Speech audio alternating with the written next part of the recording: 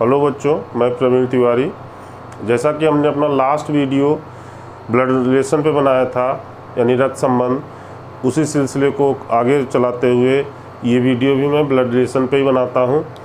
और इसमें मैं उन प्रश्नों को लूँगा जो पजल पे आधारित होंगे, यानी पहेली पे। इस टाइप के प्रश्न में एक पजल दी जाएगी, उस पर कम से कम 2 से 3 प्रश्न आते हैं। यानी एक पजल अगर आपने सेट कर दिया तो 3 क्वेश्चन आप बड़े आसानी से कर सकते हैं। ठीक है, तो हमने एक पजल लिख के रखा हुआ है। देखिए पजल हमारा क्या कहता है। पजल हमारा ये कह रहा है यहाँ पे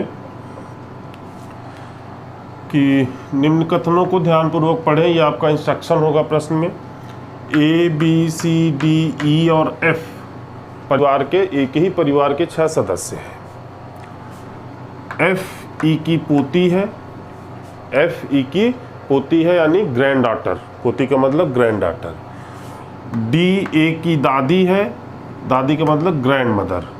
C F की माँ है और B की पत्नी है। C F की माँ है और B की पत्नी है।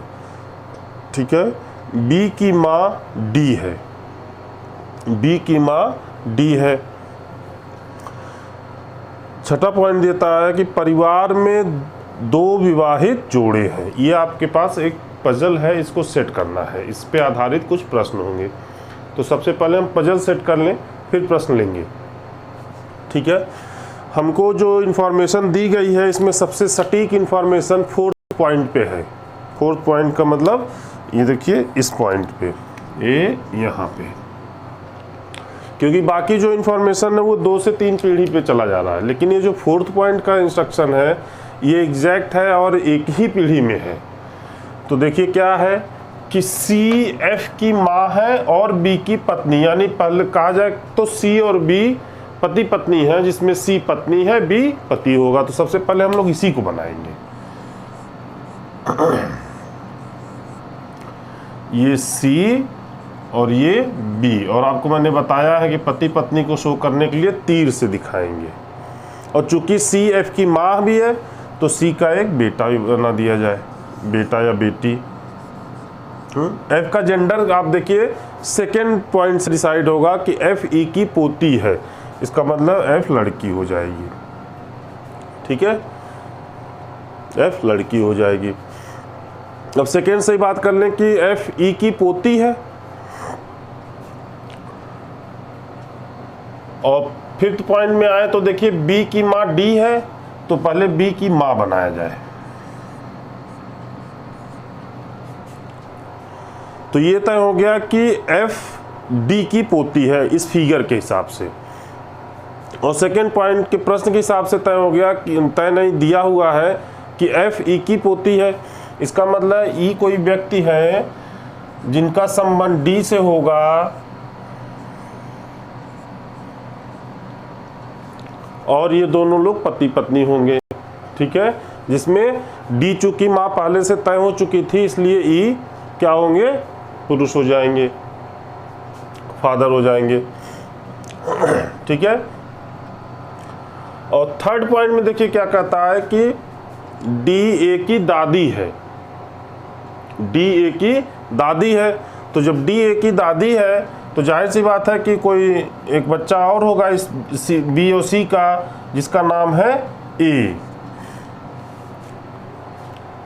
ठीक, तो ये तय हो गया कि ये पूरा हमारा फिगर बन गया। अब देखिए जो प्रश्न पूछा गया है, सबसे पहला प्रश्न आपका ये है, इसमें क्वेश्चन नंबर 1 ये है कि परिवार में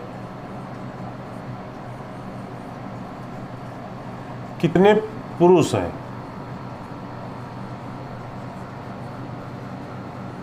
पुरुष यानी मेल।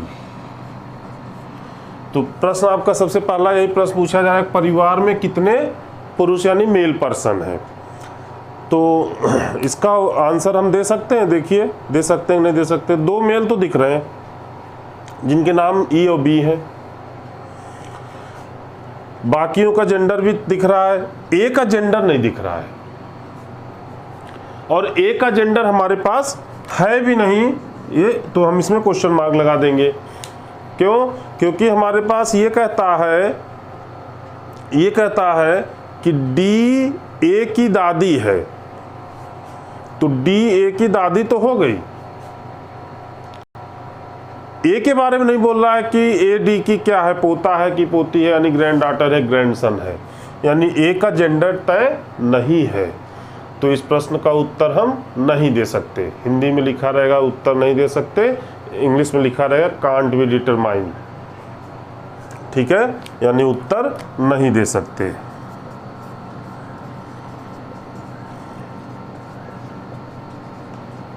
ठीक, इस प्रश्न का उत्तर ये हो गया कि हम इसको नहीं बता सकते कि इसमें कितने, इस परिवार में कितने पुरुष हैं, क्योंकि ए का जेंडर तय नहीं हो रहा है।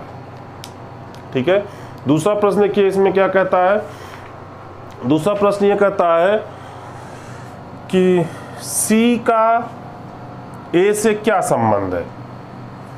क्वेश्चन नंबर 2, क्वेश्चन नंबर 2 में देखिए क्या है, सी का ए से क्या संबंध है। ठीक है, तो अब अभी बताइए सी का ए से क्या संबंध है। सी इस ए की मां होगी, सी ए की मां होगी, तो क्या संबंध है, मां का संबंध है। राइट। तीसरा प्रश्न आपका यह है कि परिवार में विवाहित जोड़ों के नाम बताइए। थर्ड प्रश्न आपका यह है कि परिवार में विवाहित जोड़ों के नाम बताइए।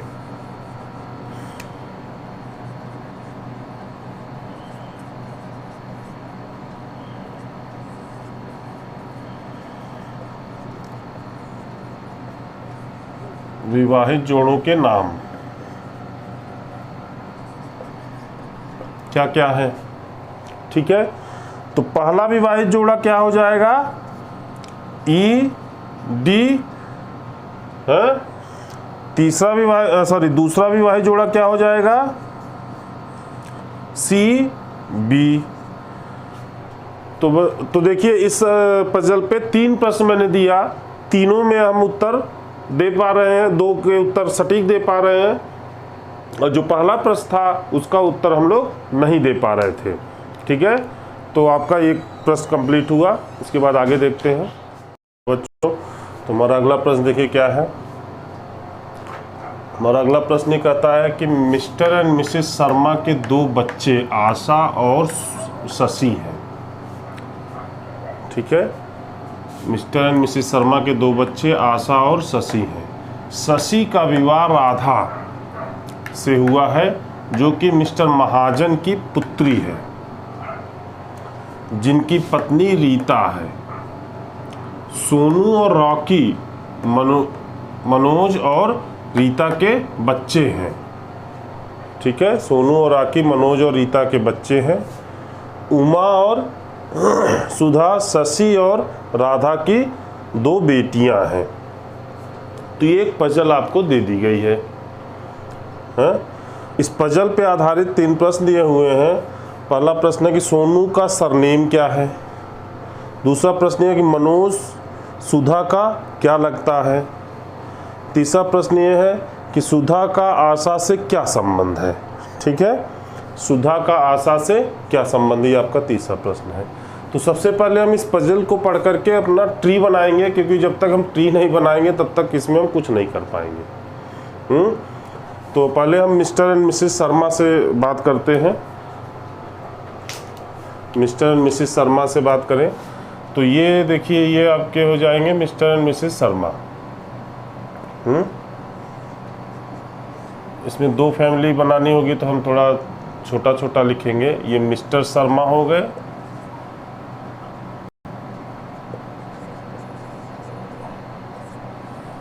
शर्मा, और ये मिसेस शर्मा हो जाएंगी।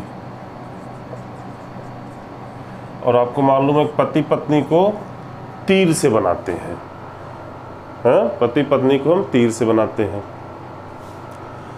इनके 2 बच्चे हैं। इनके 2 बच्चे हैं। इनके जो 2 बच्चे हैं वो आपके कौन कौन से बच्चे हैं, आशा और शशि। चूंकि शशि का विवाह राधा नाम की लड़की से हुआ है, इसलिए ये तय होता है कि ये आशा लड़की हो जाएगी, हाँ? और इसका एक भाई होगा, वो शशि हो जाएगा। ठीक, इसी का विवाह जिस लड़की से हुआ है उसका नाम है राधा। ठीक है। अब राधा के जो पिताजी हैं, राधा के जो पिता हैं, इनके लिए कहा गया है मिस्टर महाजन, मिस्टर महाजन। ठीक है, मिस्टर महाजन, जिनकी पत्नी रीता है।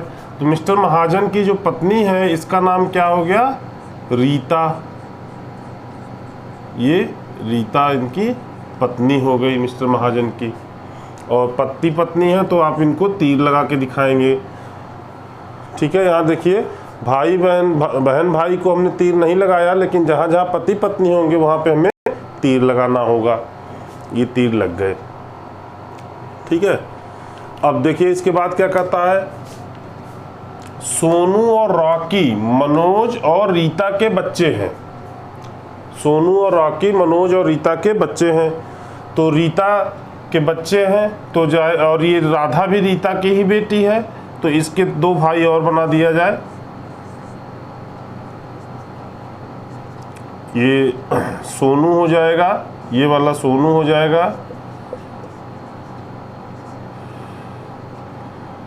ठीक है, और ये रॉकी हो जाएगा। ये रॉकी हो जाएगा। ये इन्हीं के दो बच्चे रीता के ही। और मनोज और रीता के, तो रीता का पति जिसको अभी महाजन, मिस्टर महाजन कहा गया है, इसका मतलब ये हुआ कि महाजन ही कौन है? मनोज हैं। ये मिस्टर महाजन के लिए ही इस्तेमाल किया जा रहा है, मिस्टर महाजन के लिए इस्तेमाल किया जा रहा है मनोज, यानी इनका पूरा नाम है मिस्टर मनोज महाजन। ठीक है, तो सोनू और रॉकी किसके बच्चे हैं? रीता और मनोज के। और मनोज की जो स्थिति है वो मिस्टर महाजन के लिए ही बनती है, क्योंकि रीता के पति का नाम मिस्टर महाजन दिया हुआ है एक जगह पे, दूसरे जगह पे मनोज दिया गया है। तो इसका मतलब ये होता है कि मनोज और मिस्टर महाजन दोनों एक ही व्यक्ति हैं, तो इनका पूरा नाम हो जाएगा मिस्टर मनोज महाजन। ठीक है, मिस्टर मनोज महाजन। उसके बाद कहता है कि शशि और राधा की दो उमा और सुधा, शशि और राधा की दो बेटियां हैं। तो शशि और राधा कहाँ पे हैं? ये हैं। इनकी दो बेटियां आएंगी, तो आप कहीं से भी चाहे शशि से जोड़ दीजिए चाहे राधा जोड़ दीजिए, तो राधा की तरफ काफ़ी कंजक्शन है तो हम इधर लेते हैं, शशि से जोड़ते हैं। शशि से नीचे एक ले आते हैं और इनकी दो बेटियां बनाई जाती है ये। ठीक है, एक का नाम हो जाएगा उमा और एक का नाम हो जाएगा सुधा। ठीक है, ये नाम हो, ये फैमिली ट्री बन गई। अब आप इसमें देखिए खुद ही कि ये इतना बड़ा फैमिली ट्री है। अगर आप ये ट्री न बनाएं तो आप डायरेक्ट प्रश्न पढ़ करके, पजल पढ़ करके प्रश्नों का उत्तर देने में काफ़ी समय लगाएंगे। ठीक है, तो ये हमारा पहला ये ट्री बन चुका है। अब हम पहले प्रश्न में आ जाते हैं। पहला प्रश्न आपका कहता है कि सोनू का सरनेम क्या है? सोनू किसका बेटा है? मनोज महाजन का। और महाजन क्या है? सरनेम। नेम तो उनका मनोज है, तो सोनू का सरनेम क्या हो जाएगा? महाजन। आपका आंसर 1 देखिए क्या हो जाएगा। आंसर 1 क्या है? आंसर 1 देखिए महाजन। ठीक, यानी जो आपका प्रश्न है कि सोनू का सरनेम क्या है, आंसर 1 महाजन।